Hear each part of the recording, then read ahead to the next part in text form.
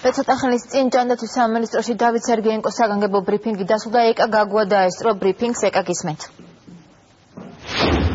დაახლოებით 9 საათის წინ გაიმართა საგანგებო ბრიფინგი ჯანდაცვის სამინისტროში. დავით სერგეენკომ ისაუბრა ბოლო თვენახევრის განმავლობაში საქართველოს სხვადასხვა სამედიცინო დაწესებულებებში განვითარებულ მოვლენებთან დაკავშირებით. საუბარი არის медპერსონალის გაფიცვის ფაქტებზე. მინისტრმა დღეს ისაუბრა ჩოხატაურის საავადმყოფოზე, სადაც медპერსონალი გაიფიცა, მათი მოთხოვნა არის კუთვნილი ანაზღაურების მიღება და ასევე ექიმები აპროტესტებენ გაუქმებულ შრომით ხელშეკრულებებს. მინისტრმა დღეს გაფიცულ медპერსონალს და ამ საავადმყოფოს მართულ კომპანიას მიმართა.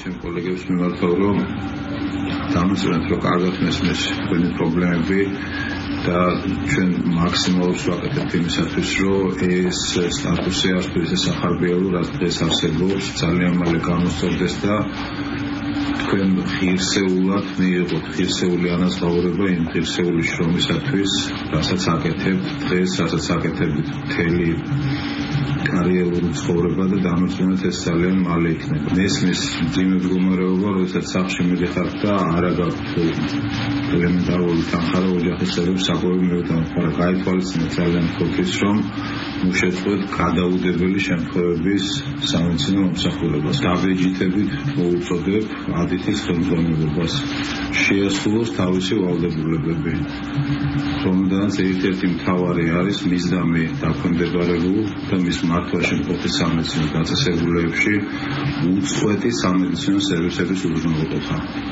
დაბეჯითებით მოუწოდებ ამ ვალდებულების შესასრულებლად.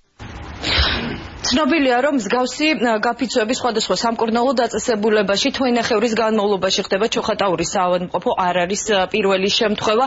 დღეს მინისტრმა ისაუბრა იმ სამოქმედო გეგმაზე, რომელზე მუშაობაც მიმდინარეობს ჯანდაცვის სამინისტროში და ამ გეგმის დეტალები სავარაუდოდ უახლოეს მომავალში გახდება ცნობილი.